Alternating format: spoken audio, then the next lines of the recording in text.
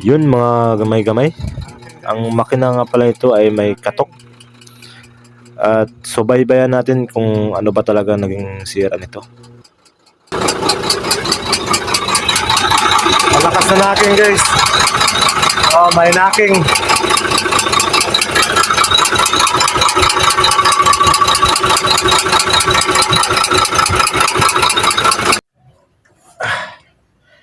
Morning guys. Morning. Tanggal tayo ng ano? Cylinder head bolt. Pull out natin. Fast forward natin muna may mga gamay. Dito ay binaklas na namin yung ano, cylinder head. Sinimulan muna namin sa cylinder head bolt niya para matanggal yung mga head.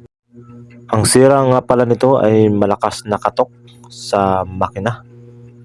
Ang ginawa talaga namin una ay in-RPM muna namin ng todo baon at pinakinggan kung pipino ba talaga yung andar ng makina.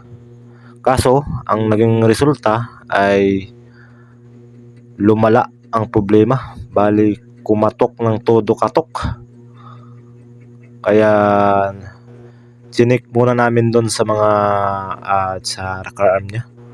Baka nandun lang yung problema. Pagkatapos namin ma-check yung mga rocker arm ay wala namang problema. Napagdesisyonan ko na baklasin na lang muna para makita naman yung nasa loob niya kung ano talaga yung problema. At dito may na-discover kami na hindi talaga namin inakala na ganito pala ang magiging sira niya.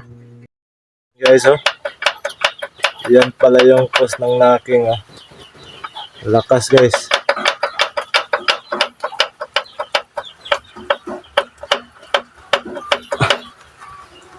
Ipa ko lang Okay, number 2. Ano? Okay, baklas. Ito guys, puruhan yung connecting rod natin. Na napuruhan, dito yung cap niya. Wala bro. Ewan ko lang bro. Ayan, napuruhan guys, papalitan natin ng connecting rod. Palitan natin to connecting rod nya. Tsaka yung piston nya okay pa naman to. Bago pa to. Piston wala pang tama. Yung connecting rod nya talaga yung may tama. Malaki ng kain nya.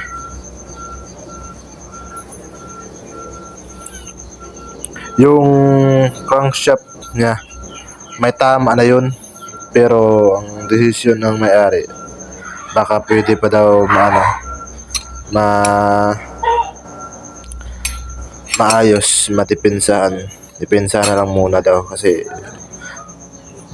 wala pa siyang budget. Sa crankshaft na kinabitan nito, yun lang yung napuruhan kasi kumalog to yung connecting rod niya.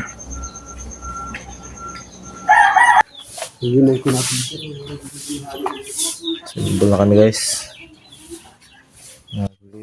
Naglinis. At dito, nabisi kami sa paglilinis ng mga pyesa. At ito pala yung naging resulta niya. Goods na guys, ang 14. Ayan Yun. Ito na guys. 14.